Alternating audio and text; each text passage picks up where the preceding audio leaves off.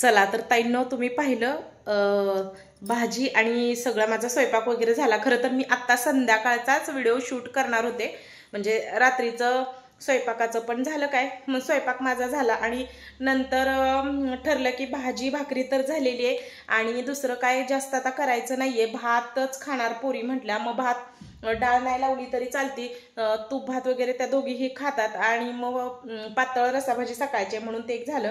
तर हे सगळं झालं, मी भांडे वगैरे घासले, आवरलं सगळं। आदिती अनुष्का ऑनलाईन क्लासला बसलेले आहेत, तर मोबाईल असाच हातात घेतला। आता माझं काय काम झालेलं, म्हटलं आता शूट केलेलं एडिट करावं, म्हणजे सकाळी लवकर व्हिडिओ जातो। तर एका ताईंनी अशी कमेंट केलेली, कविता, आता त्यांचं नाव घेऊ का नको, नकोच असं वाटतंय नवीन नाव घ्यायला, कारण ना उगच म्हणजे फील होतं बॅड, की कारण त्यांनी एवढी मोठीच्या मोठी कमेंट केलेली, इतकं त्यांनी भरभरून लिहिलेलं त्या कमेंटमध्ये ना, खरंच सांगते म्हणजे त्यांचे जे वैयक्तिक त्यांना जो काही म्हणजे त्रास झाला असेल ना, तर तो सगळा त्यांनी त्याच्यात मांडलेला होता। आता मी तसं स्क्रीनशॉट पण नाही लावू शकत एखाद्याच्या नावाचं, किंवा म्हणजे ते वाचून मलाच असं इतकं काळजात हे झालं की इतकं एखाद्याला म्हणजे त्रास असतो, तर ते सगळं त्रास म्हणजे असं ह्याच्यातलाच, असं बाहेरचा नाही, घरातल्या घरगुती कौटुंबिक वादाचा त्रास त्यांनी लिहिलेला। तर मला तर ह्या गोष्टीवर बोलायला खरंच भीती वाटते ताईंनो। मी कधीही, तुम्ही पाहिले व्हिडिओमध्ये, कधीच कौटुंबिक किंवा काही बघत नाही। तुम्ही इतके वर्ष झालं, माझं 2 वर्ष झालं व्हिडिओ पाहताय, मी कधी सुद्धा फॅमिलीतलं कुणी इन्व्हॉल्व करून घेतलेलं नाही। अगदी अक्षरशः नवरा सुद्धा कधी मी व्हिडिओमध्ये घेत नाही, कारण जे चांगलं चाललंय तर ते काहीतरी कारणाने बाहेरच्यानी येऊन खराब करणं मला नाही ते हे होत। जसं की मी म्हणते, माझं म्हणजे जे काही कौटुंबाचं हे असतं ते सगळं चांगलंच आहे, तर चांगलं असल्यावर वाईट काय दाखवणार ना, किंवा काय सांगणार असं। म्हणजे त्या ताईंचं इतकं होतं ना, की असं घरातलीच फसवतात, घरातलीच अशी त्रास देतात, असं भेदभाव करतात। तर मला कसं आहे, मला अनुभवच नाहीये, कारण जेवढे माझे रिलेशन आहेत तेवढे सगळे चांगले आहेत, सासरचे पण माहेरचे पण। आणि जर कोणाशी झालेलंच आहे तर ते टोकाचं झालेलं आहे, म्हणजे ते तिथं स्टॉपच मी केलेला आहे, म्हणजे त्याला पुढं माझ्याकडून व्हॅल्यू मिळालेलीच नाही।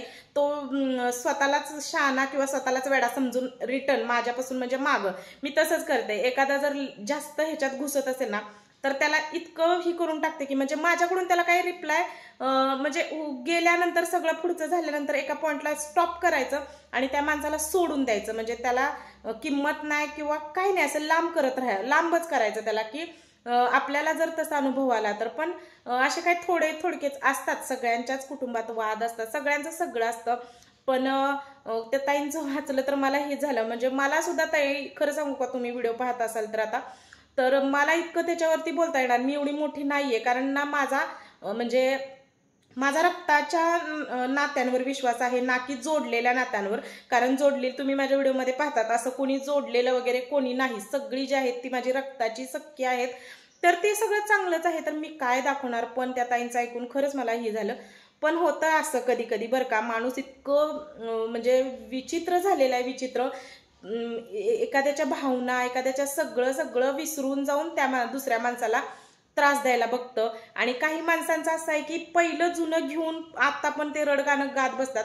तर पहिलं सगळ्यांचंच होतं, कुठंही जावा, कुठं आता त्या ताईंनी म्हणजे घरातलं लेडीचं हे ते सगळंच मांडलं, तर कुठेही जावा भांड्याला भांडं लागतं, भांडणं होतात, सगळ्यांची होतात। एकतर नवीन लग्न झाल्यावर मुलाबाळांवरून भांडणं सगळीच होतात। आता मी कधी ते गोष्टी माझ्या व्हिडिओ थ्रू तुम्हाला सांगितल्या नाही, पण असतं बेसिक त्या गोष्टी असतात, पण त्या तेव्हाच्या आत्ता धरून कसं चालतील सांगा बरं, ते त्यावेळी विसरलंच पाहिजे। काही गोष्टी असतात की ते मुलाबाळांवरून, तुम्ही होतं, कामावरून होतं, कोण असतील, त्या जावा असतील, कोण असतील, नणंद भावजया, सासू सुना, प्रत्येकीचं नातं वेगळं असतं, तर ते होतं। मग ते त्यावेळेला तिथं सोडलेलं चांगलं।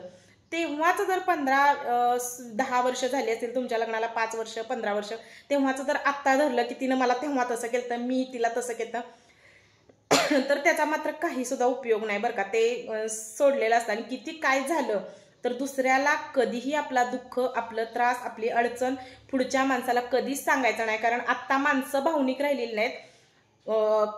म्हणजे ऐकतात ते असं दुःखाचं तोंड करून, पण पुढं मात्र सांगताना हसत सांगतात, तो त्यांना आनंद असतो।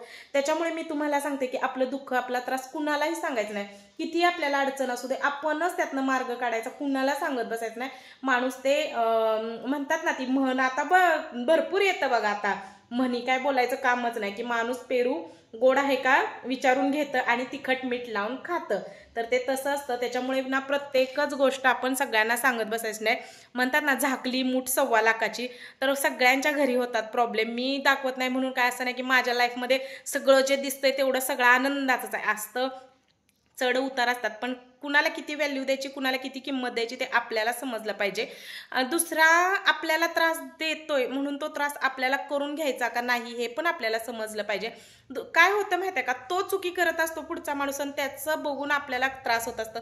खूप अशी माणसं असतात जवळची सख्खी, म्हणजे मी आता बघितले आजूबाजूला आले, म्हणजे अनुभव आहेत की माणूस इतकं हे झालेलं आहे ना, खरं सांगू का स्पष्ट हलकट झालेलं आहे. सगळं स्वतःला पाहिजे असतं, सगळं स्वतःला. दुसऱ्याचं चांगलं बघवत नाही, दुसऱ्यांच्या मुलाबाळांचं चांगलं बघवत नाही, तो पुढं गेलेला चांगलं बघवत नाही.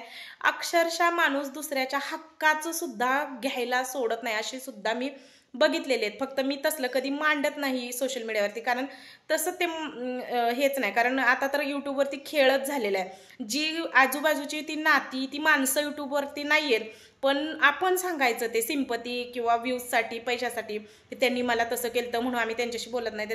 तर मला तर ते काय पटत पण नाही, आवडत पण नाही. मी नेहमी सांगते पुढचा माणूस पण सांगायला पाहिजे की त्यानं पण माझ्यावर तसं केलेलं, तेव्हा ती कुठे मजा येते. त्याच्यामुळे मी अजून पण म्हणते की मी रक्ताच्या नात्यांवरती, रिलेशनवरती विश्वास ठेवते, ना की जोडलेली. मला तर जोडलेली वगैरे कोणी आमच्यात तसं नाहीच आहे.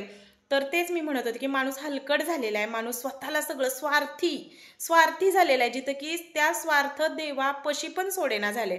असे तर स्टेटसला सगळेजण देवाचे इतकं देवदेव करतात, स्टेटस लावतात, सगळं करतात, पण आतमध्ये इतकं हे असतं ना, ते माणूस इतकं म्हणजे आता खालची पातळी त्या माणसांनी गाठलेली असते ना. खरं सांगते, खूप माणूस खोल गेलेला आहे आजकाल. त्याच्यामुळे तो काय करतोय त्याचे कर्म त्याच्याबरोबर, आपण इतका त्रास करून घ्यायचा नाही. आणि मी असं सांगायला सोपं जातं की आपण त्रास करून घ्यायचा आहे. जो भोगतो, जो सहन करतो आणि ज्याला विनाकारण त्रास होतो ना, ज्याचं त्याला माहीत असतं ताईनो. हे मला पण माहिती आहे की तू जर ताई ते सहन केले तर ते तुलाच माहिती आहे की तुझ्याबरोबर काय भेदभाव, दुजाभावपणा काय झालेला आहे. जसं की म्हटलं, माणूस आजकाल पुढच्याचं कष्ट बाबा की हे त्याच्या कष्टाचं आहे, ते आपण नको घ्यायला.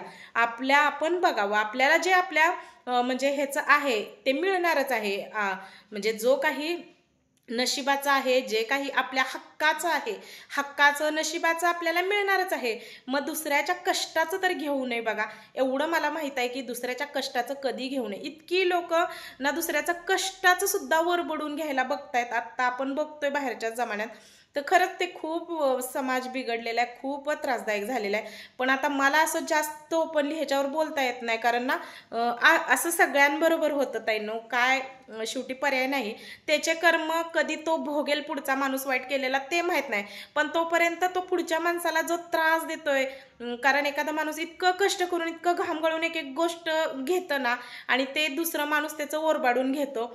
तर तसं न करता, म्हणजे आता मी म्हटलं देवाचं स्टेटस लावते तितकी व्हिडिओला, आणि कर्म तर मात्र त्यांच्याशी खराब असतात. आता त्या लोकांना आपण काय करणार? जेव्हा त्यांचा घडा भरेल तेव्हा त्यांना देव हे करेल. तोपर्यंत पुढच्या माणसाचा जीव जाईल ह्याचं देवाला सुद्धा भान नसतं का काय, असं झालेलं आहे. कारण ना मला तर वाटतं देव तारतो की काय, कारण तू माझे स्टेटस ठेवतोय बाबा आणि असा वाईट वागला तरी मी तुला, म्हणजे त्यातनं तो सुटत जातोय, त्याला ते मिळत जाते का, त्याला परत मिळून ते सगळंच त्याच्यावर त्याचं जाणार असेल, असं पण काहीतरी असेल. मन असं ते ताईंना मला सांगायचं, खचून जाऊ नका. सगळ्यातून मार्ग निघतो, काढायचा. आपण काय करणार, ती वेळ गेली की त्या वेळेनंतर सगळं ठीक होतं, पण त्या वेळेला एक जो त्रास असतो ना, खरंच लय असं वाटतं की. आणि नेहमी बघा स्वामींची सगळेजण भक्ती करतात, तो तर पसारा इतका मांडलेला आहे ना. मला तर म्हणजे स्वामींची पोथी जन मनापासून वाचलेली आहे, त्यांना माहीत आहे इतकं माणूस ते पण ना मिळावं म्हणून. अक्षरशः मला तर काही जण अशी स्वामींची भक्ती करणारी लोक जवळ म्हणजे आहेत ना, की त्यांना असं मला वाटतं की ते स्वामींची भक्ती करतात त्याच्यासाठीच, आम्हाला मिळावं. मी सांगू का, स्वामींची भक्ती मी सुद्धा काही गोष्ट मिळावी, दुसऱ्याचं मिळावी म्हणून नाही, माझ्या मुलाबाळांचं काहीतरी हे व्हावं म्हणून मी स्वामी सेवेत आले, स्वामी सेवा केली, जी की मी सोशल मीडियावर दाखवली नाही. मी कधी व्हॉट्सअपला स्टेटसला कधीही त्याचं गुणगान केलं नाही.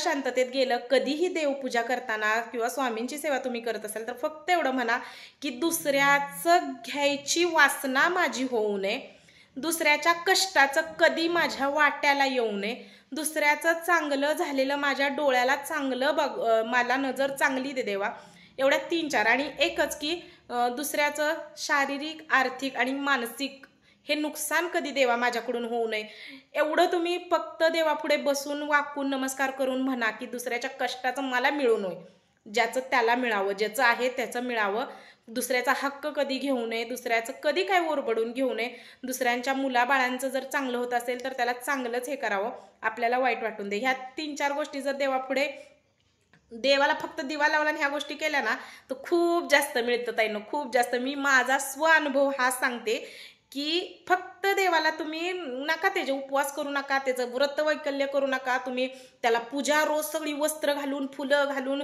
हे घालून ही दिवं मागवून आणि ती कापूर मागवून आणि 1000 रुपयाचा कापूर जाळला आणि 400 रुपयाची ही जाळली 500 रुपयाचं अगरबत्ती लावली, करू नका तुम्ही ते.